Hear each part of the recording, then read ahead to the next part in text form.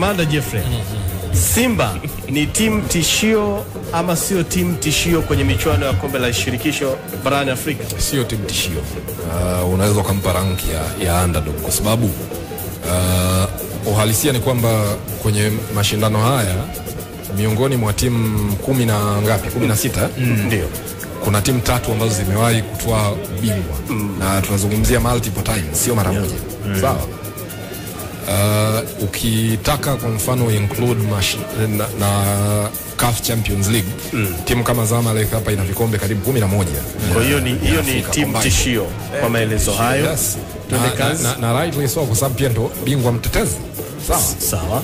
And you have timu kama Bekane ambaye katika misimu 5 iliyopita amebeba ile kombe mara 2. Sawa.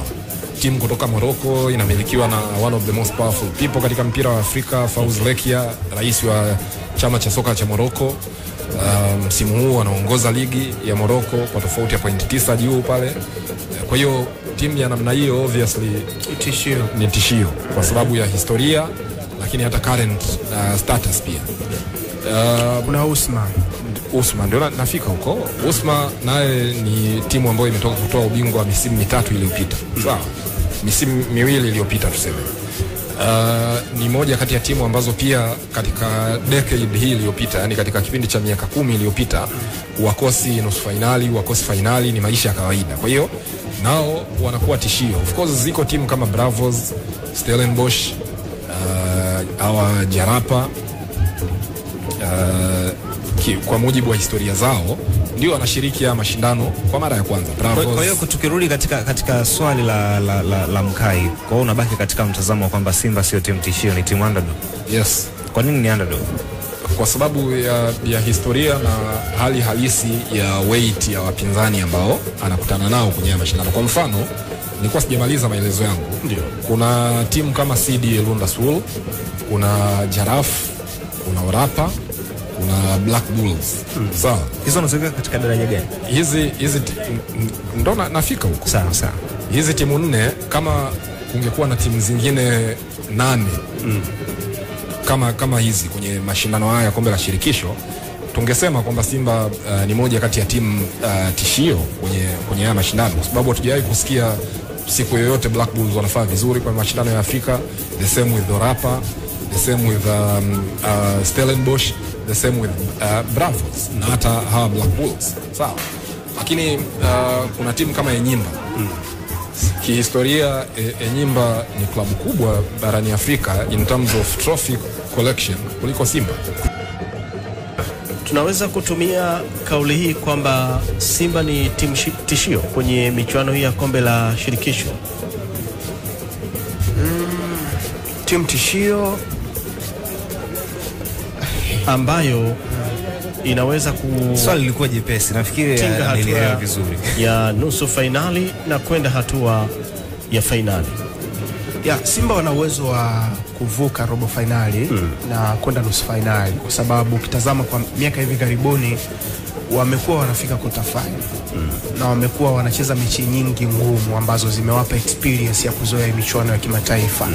Lakini pia hata ukiangalia sajili zao this season ni sajili ambazo unaona wachezaji wengi wana determination ya kushinda. Yes, baadhi yao hawana uzoefu na michuano ya kimataifa, lakini unaona wako tayari kuipambania timu kushinda. Kwa maelezo hayo sasa ambayo umeyaeleza, Simba ni timu tishio kwenye michuano ya kombe la shirikisho na ndio ni timu bora pia.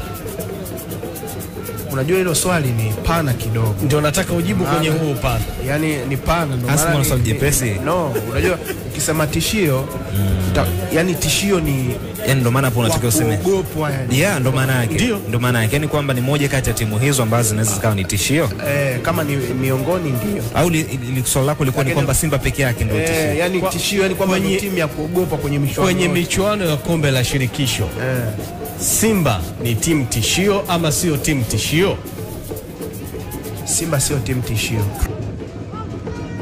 Baada ya kufanya tathmini yako kwenye michuano hii ya kombe la shirikisho mpaka hatua hii ambayo tumefikia, klabu mbalimbali zimecheza michezo 5, watu wanakwenda kukamilisha mchezo wa 6.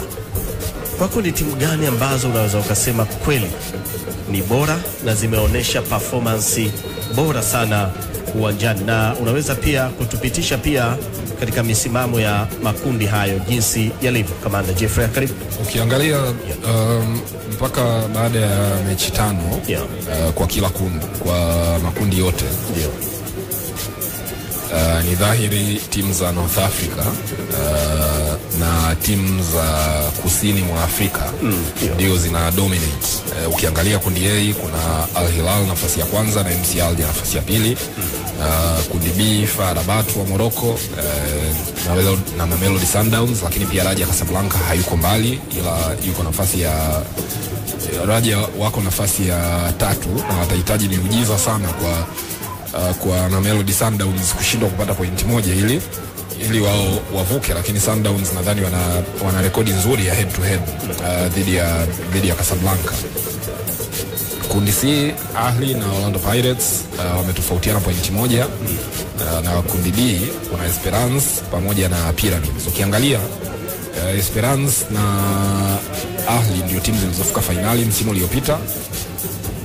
Pyramids last season hawakufanya vizuri sana, lakini mwelekeo wa mashindano kwa msimu huu unaonyesha kabisa kwamba Ahli pamoja na Esperance sitoshangaa kama nikiona wamerudi kucheza finali. Lakini outsider ambayo watu wengi hawamzungumzi lakini msimu huu amekuwa hatari sana ni Orlando Pirates. Wanafanya vizuri, wamebakiza mechi moja ambayo wanakwenda kucheza kama ushahidi tu dhidi ya Ahli. Kwa hiyo watu wasishangae kuwaona wakifika mbali. Mpaka sasa hivi orodha ya wachezaji bora kwa mujibu wa ratings mbalimbali kwa ratings za overall zile, mchezaji ambaye yuko highly rated ni Imam Ashur, yeye ndo wa kwanza. Wa pili ni Ayub El Hayati ambaye anachezea FAR Rabat. Wa tatu ni Mohamed Belaili wa Esperance. Wa nne ni Ibrahim Adel wa Pyramids. Alafu kwenye nafasi ya 5 anashikilia Clement Mzize kutoka Dar es Salaam Young Africans. Na ukiangalia kwenye orodha ya top 10, ukiondoa wachezaji watatu ambao ni Mzize pamoja na mtu anaitwa Kenan Lube wa Joliba pamoja na Rele Bohile Ratomo wa Orlando Pirates, wachezaji wengine wote wanatoka kwenye timu za North Africa. Ni hawa watatu peke yake, huyu Ratomo Orlando Pirates, Mzize Yanga, na huyu Lube yeye anacheza Joliba ya Mali. Kwa hiyo ukiangalia hata hiyo orodha ya wachezaji hapa ambayo nimekutajia, utakubaliana na mimi kwa kile nilichosema kwamba sitoshangaa Esperance na Ahli wakirudi kucheza tena finali. Elezee Pacome kidogo kwa namna ambavyo tokea alivyotua katika ardhi hii ya Mama Samia, na tumwangalie akiwa uwanjani, ubora wake unazidi kupanda na ni moja ya mchezaji pengine wa mfano kwa vijana ambao wanachipukia kwa nafasi ambayo anacheza. Exceptional player. Nadhani Pacome akiamua kucheza mpira, mtanisaidia hapa. Sijui kwenye ligi yetu kama kuna mchezaji anamweza akiamua kucheza mpira mwenyewe. Amebarikiwa kila kitu. Na pale Yanga kiufupi ni kwamba hakuna mchezaji mwenye level ya Pacome. Tunazungumzia sanaa ya football. Sanaa. Pia umetumia kauli ya akiamua kucheza mpira. Kwa sababu gani umetumia kauli? Kwa sababu nimekuwa namuona Pacome ambaye amekuwa na ups and down. Yaani kuna muda anawaka and then kuna muda ni kama anashuka. Kwa mfano msimu jinsi ulivyoanza, ameanza akiwa down, lakini kadiri muda ambavyo unasogea tunaanza kumuona a real Pacome. Ulimuona Pacome wa ASEC Mimosa, yule ambaye alipeleka ASEC semi-final. Ule msimu wake wa mwisho anakuwa MVP. Ile mechi ya ASEC na Usman nenda kawaulize, watakwambia Pacome ni nani. By nature ni central attacking midfielder, lakini ukimtazama Pacome ni versatile player. Ni aina ya mchezaji ambaye anaweza kucheza position zaidi ya 4 uwanjani. Anaweza kutokea kushoto, anaweza kutokea kulia, anaweza kucheza kwenye zone 14 as a number 10, na nafasi yake naturally as a central attacking midfielder. Kwa mfano mechi ya juzi ya Yanga na Mdumani, tuliona mwalimu anamhitaji kuja kwenye hizi deep position as a number 6. Yani utamuona ni Aucho, ni muda na Pacome anakuja kwenye haya maeneo. Lakini kuna muda tumekuwa tunamuona mwalimu Ramovic anamtaka atokee pembeni zaidi. Lakini pia kuna muda Pacome amekuwa anatumika kama namba 10. Umeona sehemu zote hizo Pacome anafanya vizuri. Hansi, Naam. kwa nini Skudo amemtaja Pacome kwamba ni na ndio Pacome uchezaji wake pia kama umefuatilia, so umeona clip nilokuonyesha, ndio uchezaji wake na vile vile. Hebu tumwangalie. Na unajua wa South Africa kwa nini Skudo pia amemtaja Pacome? Wa South Africa bwana, katika watu wapuuzi, ashakum sio matusi katika mchezo ule ambao unavutia machoni. Wa South Africa wako tayari wafungwe mechi lakini waone machejo yale. Kuna kocha ambaye aliwahi kuja kufundisha hata Yanga hapa, anaitwa Kostadin Papic. South Africa, Papic ni jina maarufu mno miongoni mwa mashabiki wa Orlando Pirates, even though hakuwahi kubeba kikombe. Na ni kwa sababu yeye aliendana nao kifalsafa. Papic yeye huwa anasema kwamba yeye afundishe mpira wa kuzuia. Watu hawalipi tiketi zao kuja uwanjani kuona mtu anazuia, wanakuja kuona burudani.